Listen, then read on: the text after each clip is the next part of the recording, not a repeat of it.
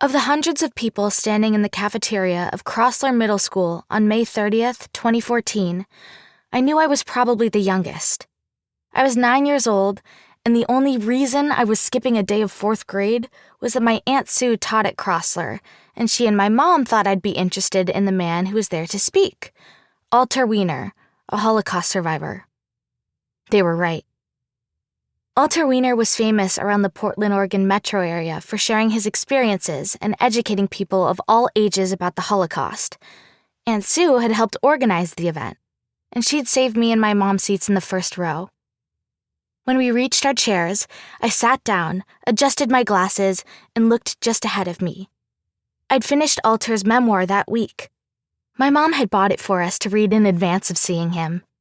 But here he was, real and only a few feet away.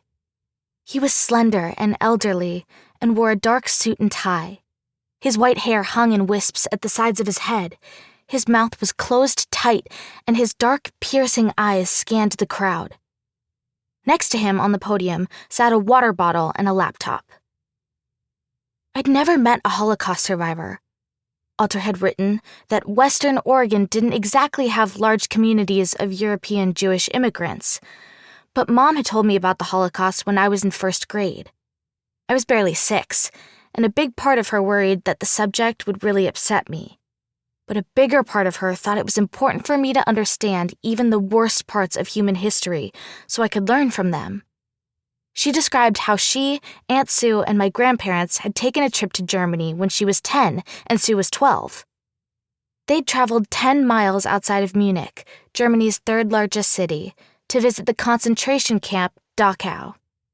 She told me seeing the cramped barracks and the memorials to the 41,500 people who'd been murdered inside the camp's walls has haunted her since then.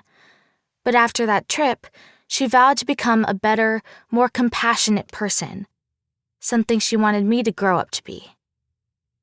When we forget about history, Claire, Mom said, we're doomed to repeat it. I want you to understand that hate and intolerance led to millions of people being killed during World War II, and that should never happen again. When Alter Wiener stood up carefully that day and began to speak, it was clear he had the same goal my mom had, to talk about history so that we could avoid repeating it.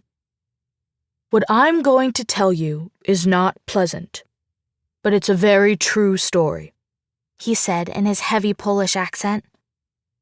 I have no reason to exaggerate. I am not an actor. Alter was 87, which was about 10 years older than my grandparents were at the time.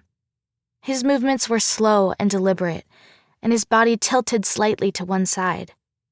He was also short, but he didn't look frail or weak. In fact, he delivered his words so confidently and steadily that it was hard to think of him as anything but strong. There was something powerful inside him that had held him together through incredibly brutal times.